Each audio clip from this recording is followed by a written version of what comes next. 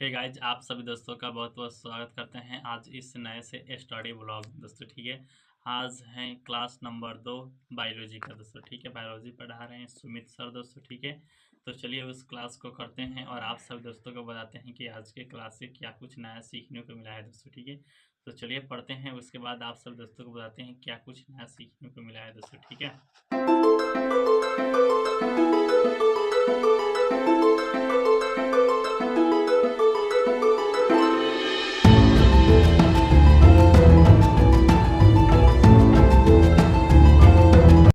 जैसे कि मैंने आप सभी दोस्तों को बताया था कि हम क्लास करने जा रहे थे बायोलॉजी का, जो कि पढ़ा रहे हैं सुमित सर दोस्तों। तो वह क्लास कंप्लीट हो चुका है दोस्तों। ठीक है, बहुत ही बेहतरीन चीज़ पढ़ाई हुआ है दोस्तों। ठीक है, तो चलिए उसको आपको बताते हैं क्या नया सीखने को मिला है आज की क्लास से दोस्तों। ठीक है, तो आज की क्लास की शुरुआत हुई हुई है दोस्तों। जैसे कि आप सब दोस्त जानते हैं कि हमने पिछले क्लास में आप सभी दोस्तों को बताया था क्या, स्वपोषी। स्वपोषी के दो प्रकार होता है, एक होता है दोस्तों फोटो ऑटोट्रॉपिक दोस्तों, जिसको हमने कल वाले वीडियो में हमने बात कर लिया था दोस्तों। ठीक है, और आज इसके बाद दोस्तों दूसरा प्रकार होता है जिसे हम लोग कहते हैं क्या, क्रीमो ऑटोट्रॉपिक दोस्तों। ठीक है, इसके यहाँ से कहानी की शुरुआत हुई है दोस्तों। ठीक है, तो आइए आपको बताते हैं कीमो ऑटोट्रॉपिक क्या होता है दोस्तों। कीमो ऑटोट्रॉपिक वह होता है दोस्तों जो वैसे जीवधारी होते हैं जो अपना भोजन स्वयं तैयार करते हैं दोस्तों, जैसे कि बैक्टीरिया, फंगस इत्यादि दोस्तों। ठीक है, और जैसे ही हम भोजन बनाते हैं इस प्रक्रिया को क्या कहते हैं,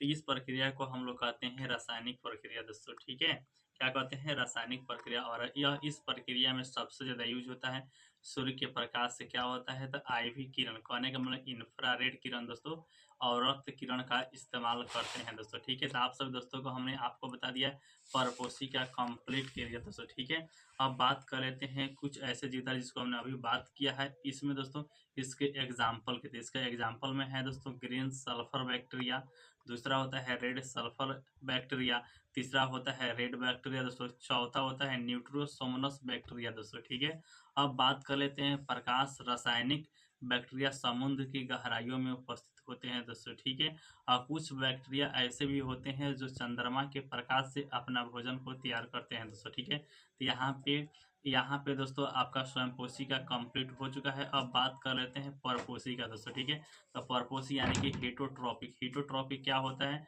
ऐसे जीवधारी जो अपना भोजन दूसरे जीवों पर आश्रित होते हैं और उनके भोजन को यूज करते हैं दोस्तों। ठीक है, और इनका इकोलॉजी की भाषा में दोस्तों क्या कहते हैं, उपभोक्ता कहते हैं या कंज्यूमर कहते हैं दोस्तों। ठीक है, अब बात कर लेते हैं इनके प्रकार दोस्तों। ठीक है, तो यह दो प्रकार के होते हैं, इनके बारे में हम आपको बताते हैं दोस्तों। ठीक है, सबसे पहले हम बात कर लेते हैं पूर्णभोजी। यह तीन प्रकार के होते हैं। पहला होता है पूर्णभोजी दोस्तों। पूर्णभोजी क्या होता है, पूर्णभोजी उसे कहते हैं जो अपना भोजन मुख से ग्रहण करते हैं और पूरी तरीके से पाचन करते हैं दोस्तों। ठीक है, जैसे कि इनके पाचन की निम्नलिखित क्रिया होती है, जैसे कि यह भोजन को सबसे पहले ग्रहण करेंगे मुख से, उसके बाद क्या होगा, पाचन होगा, उसके बाद अवशोषण होगा, उसके बाद दोस्तों क्या होगा, स्वांगीकरण। स्वांगिकीकरण क्या होता है, जब भोजन अवशोषित हो जाता है, उस अवशोषित बचे हुए भोजन से जो न्यूट्रिशन होता है उसको ब्लड तक पहुंचाने की जो क्रिया होती है उसे स्वांगिकीकरण कहा जाता है। उसके बाद होता है दोस्तों बहिष्करण, कहने का मतलब है कि जो पदार्थ अवशिष्ट पदार्थ है उसको बाहर करना। जो भी पूर्णभोजी होते हैं यह सभी क्रिया करते हैं दोस्तों। ठीक है, अब बात कर लेते हैं जो जैसे सभी जीवधारी है यह तो आपका करते ही है, ये आपका यह सही प्रक्रिया, लेकिन साथ में साथ जो अमीबा है यह भी यह क्रिया को करता है दोस्तों। ठीक है, तो आप समझ चुके हैं। अब बात कर लेते हैं अगला, होलोजोइक जो आपका पूर्णभोजी है यह कितने प्रकार के होते हैं, तो यह 4 प्रकार के होते हैं दोस्तों। पहला होता है शाकाहारी। आइए आपको बताते हैं शाकाहारी किसे कहा जाता है, तो शाकाहारी उसे कहा जाता है जो अपना भोजन पेड़ पौधे पर आश्रित रहते हैं दोस्तों। ठीक है, एग्जाम्पल की बात की जाए तो हमारे टिंडा हो गया, आपका खरगोश हो गया, हिरण हो गया, गाय हो गया, भैंस हो गया, ये क्या होते हैं, यह सभी शाकाहारी होते हैं दोस्तों। ठीक है, अब बात कर लेते हैं दूसरा प्रकार होता है मांसाहारी दोस्तों। ठीक है, मांसाहारी यह ऐसे पूर्णभोजी जीवधारी होते हैं जो अपना भोजन क्या करते हैं, मांस पर आधारित रहते हैं दोस्तों। ठीक है, अब बात कर लेते हैं इसके एग्जाम्पल की, तो इसके एग्जाम्पल में शामिल होता है दोस्तों शेर, बाघ, क्रोकोडाइल, आपका ध्रुवीय भालू दोस्तों। ठीक है, यहाँ पर एक फैक्ट बहुत ही बेहतरीन लिखा है दोस्तों, हमको भी जानकारी नहीं था ध्रुवीय भालू के बारे में दोस्तों। ठीक है, ध्रुवीय भालू जो भी मांसाहारी जीव होते हैं उनमें सबसे बड़ा यह जीव है। साथ ही साथ ध्यान दीजिएगा यहाँ पे, साथ ही साथ इनकी सूंघने की जो क्षमता होती है सभी जीवधारियों से अधिक होती है। ये 4 किलोमीटर दूर से ही अपने भोजन को सूंघ लेते हैं दोस्तों। ठीक है, ये था ध्रुवीय भालू के बारे में कुछ आपका फैक्ट। अब बात कर लेते हैं, तीसरा होता है सर्वाहारी। जैसा कि आप पढ़ कर आते ही हैं, सर्वाहारी किसे कहते हैं, तो वैसे पूर्णभोजी जीवधारी होते हैं जो अपना भोजन आपका क्या करते हैं, पेड़ पौधे से भी प्राप्त करते हैं और मांस से भी अपना भोजन प्राप्त करते हैं दोस्तों। एग्जाम्पल की बात किया है तो सबसे बड़ा एग्जाम्पल तो हम सभी दोस्त मानव ही है दोस्तों। ठीक है, दूसरे एग्जाम्पल की बात की जाए तो ये नॉर्मल जो भालू होता है वह सभी शामिल होता है।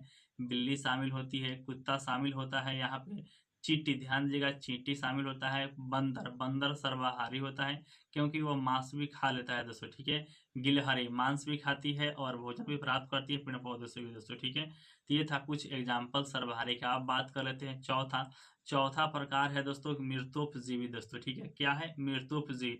मृतोपजीवी किसे कहा जाता है दोस्तों? तो यह पूर्णभोजी ऐसे जीवधारी होते हैं जो अपना भोजन मरे हुए जीव जंतुओं से प्राप्त करते हैं दोस्तों। एग्जाम्पल की बात की जाए तो ये सियार आप सब तो जानते हैं, सियार हो गया, डायना हो गया, एक होता है आपका कुत्ता, एक होता है गिद्ध।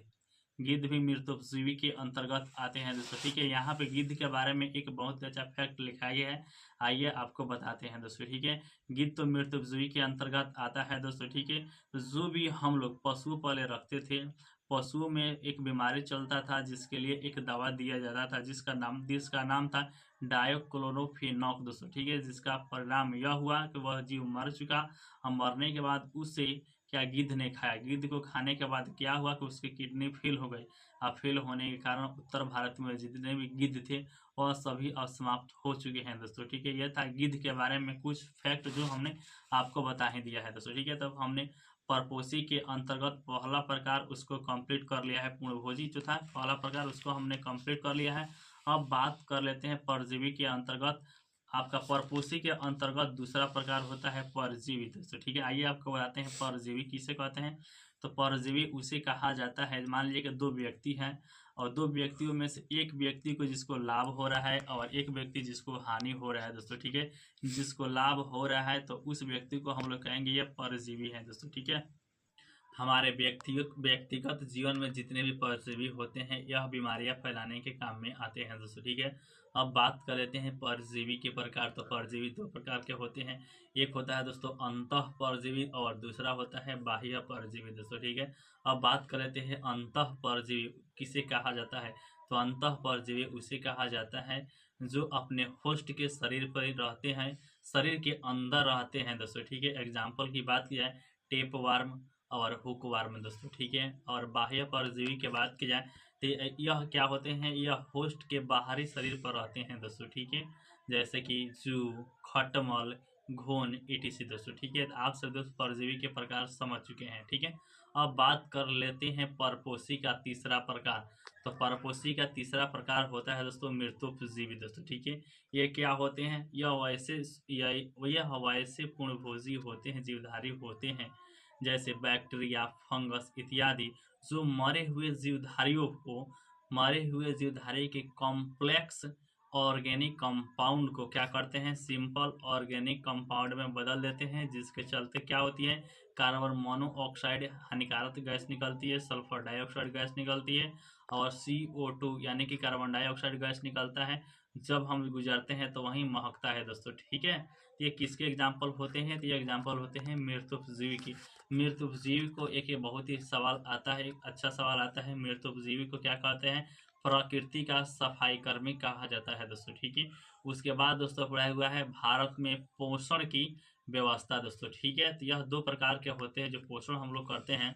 पोषण के आधार पर मानव को दो प्रकार से बांटा गया है, एक होता है दोस्तों सुपोषित और दूसरा होता है कुपोषित दोस्तों। ठीक है, सुपोषित क्या होता है, सुपोषित उसे कहते हैं जिसका स्वास्थ्य अच्छा रहेगा और 2 नंबर में जिसके पास भोजन उचित मात्रा में उपलब्ध हो दोस्तों। ठीक है, उसे हम लोग कहेंगे आपका सुपोषित। वहीं बात की जाए कुपोषित, कुपोषित वैसे कहा जाता है जिनको स्वास्थ्य अच्छा नहीं होता है। और भोजन की बात की जाए तो भोजन या तो है ही नहीं, और भोजन अगर है तो अधिक मात्रा में है दोस्तों, ठीक है। तो यह आपका कुपोषित दो प्रकार का होता है, एक होता है दोस्तों भोजन कम वाले, और दूसरे होते हैं भोजन अधिक वाले दोस्तों, ठीक है।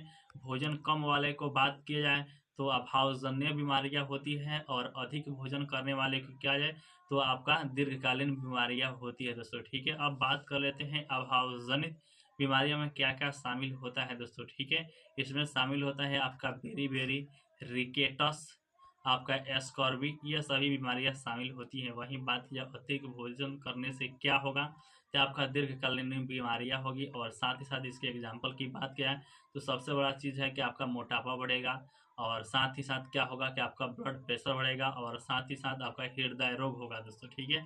और उसके बाद दोस्तों पढ़ाया हुआ है मानव जीवन में, ध्यान दीजिएगा, मानव जीवन में स्वास्थ्य और पोषण के लिए किन किन पदार्थों की आवश्यकता होती है दोस्तों। तो टोटल 7 पदार्थों की आवश्यकता होती है दोस्तों, ठीक है। पहला है कार्बन पहला है दोस्तों कार्बोहाइड्रेट और वसा। कार्बोहाइड्रेट और वसा से क्या प्राप्त होता है, तो प्राप्त होता है ऊर्जा दोस्तों, ठीक है। तीसरा और चौथा होता है दोस्तों अमीनो अम्ल और प्रोटीन। अमीनो अम्ल और प्रोटीन से क्या प्राप्त होता है, तो यह दोस्तों कोशिका का निर्माण करती है, और कोशिका टूटने पर इसका मरम्मत करती है दोस्तों, ठीक है। पांचवा और छठा होता है दोस्तों विटामिन और खनिज लवण। विटामिन और खनिज लवण क्या काम करती है हमारे शरीर में, यह उपापचयी क्रियाओं में भाग लेती है, और साथ ही साथ रोग प्रतिरोध क्या करती है, रोग प्रतिरोध क्षमता का विकास करती है आपका विटामिन और खनिज लवण दोस्तों, ठीक है। सातवें की बात करें, सातवें जल होता है दोस्तों, ठीक है। तो यहाँ तक कंप्लीट पढ़ाया हुआ है आज के इस बेहतरीन से क्लास में सुमित सर के द्वारा। यह वीडियो आपको अच्छा लगा होगा तो वीडियो को लाइक कर चैनल को सब्सक्राइब कर दीजिएगा। मिलते हैं नेक्स्ट वीडियो में।